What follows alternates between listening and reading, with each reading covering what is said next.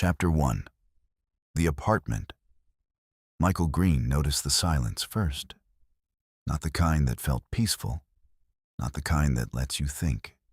This silence felt wrong, like something was missing or waiting.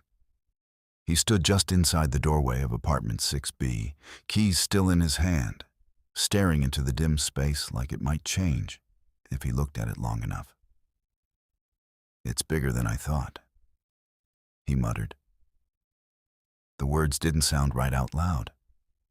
They felt swallowed, like the room didn't want to carry sound. Michael stepped inside anyway. The floor creaked beneath his weight. Old wood, uneven in places. The air smelled faintly of dust.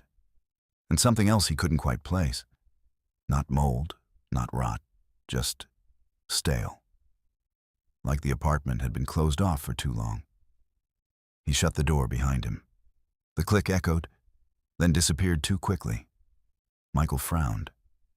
"Yeah, I can make this work," he said, more to himself than anyone else. He dropped his bag near the wall and walked farther inside, scanning the apartment.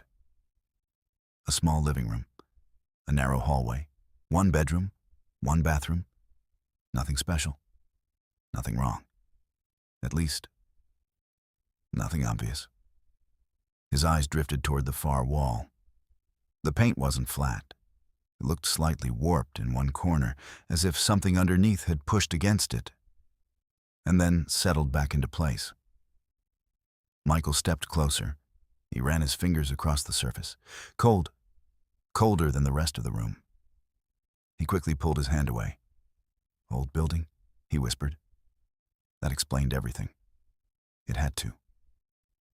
A faint sound came from somewhere deep inside the apartment. Michael froze. He listened. Nothing. He shook his head. "Pipes," he muttered. "Has to be." He walked toward the window and pulled the blinds open just enough for the dull glow of the streetlights outside to spill into the room. The city was still alive. Cars rolled past below. Distant voices drifted through the night. Somewhere farther away. A siren cried out before fading into the darkness. Normal. That's what he needed. Normal. Behind him. A soft scraping sound slid through the inside of the wall. Michael turned slowly. The room was perfectly still. The warped section hadn't changed. Nothing moved. Nothing breathed. Nothing watched. He stood there for a long moment, waiting, listening. Finally, he let out a slow breath. "Yeah," he said quietly. "Just the building." He turned away. He never noticed it. The slightest movement inside the wall behind him, as if something hidden beneath the paint, had quietly shifted, getting comfortable.